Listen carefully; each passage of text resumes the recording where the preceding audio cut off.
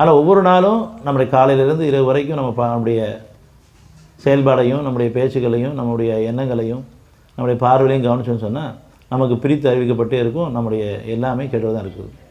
இதை உணர்ந்துக்கிட்டு ஒத்துக்கிட்டு ஒப்படைச்சிட்டு அவன்கிட்ட வந்துட்டோம்னு சொன்னால் நம்ம வாழ்க்கை சுகமான அனுபவமாக இருக்கும். ஏன்னா அவன் நினைவோடு இருக்கிறோம்.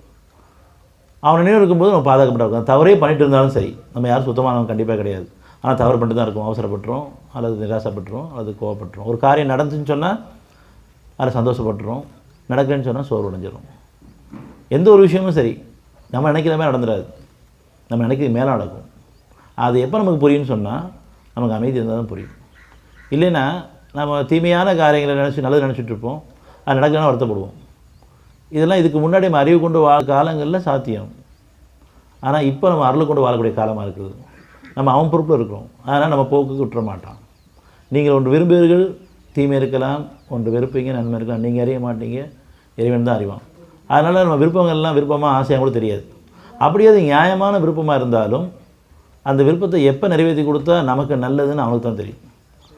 இல்லைன்னு சொன்னால் அந்த விருப்பம் நிறைவேறும் பொழுது நம்ம மீண்டும் அதை இணை வைக்க ஆரம்பிச்சிடுவோம், அல்லது அதில் பெருமுகல் ஆரம்பிச்சிடுவோம், அல்லது அவசரப்பட ஆரம்பிச்சிடுவோம், அதை வீண்வினை பண்ண ஆரம்பிச்சிடுவோம், உணர்ச்சியில் போக ஆரம்பிச்சிடுவோம்.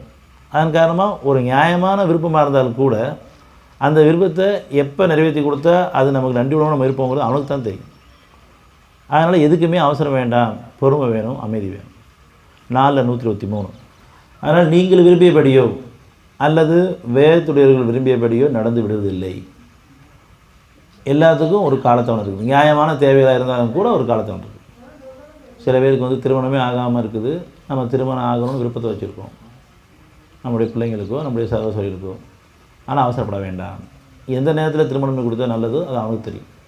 திருமணம் ஆனவங்களுக்கு குழந்தைகள் இல்லாமல் இருக்குது, ஆனால் அவசரப்படுறோம். நியாயமான தேவை தான், நியாயமான விருப்பம் தான் குழந்தை வேணுங்கிறது. ஆனால் எப்போ கொடுத்தா அந்த குழந்தை ஞானமுள்ள குழந்தையாக இருக்கும், அந்த குழந்தைகளை நீங்கள் இணைவிக்காமல் இருப்பீங்க. அதை கொண்டு நம்ம ஒருத்தர் சார்ந்து வராமல் இறைவன் சார்ந்து வரக்கூடிய நிலை உயரும் பொழுது அந்த குழந்தைய நம்ம தருவோம்.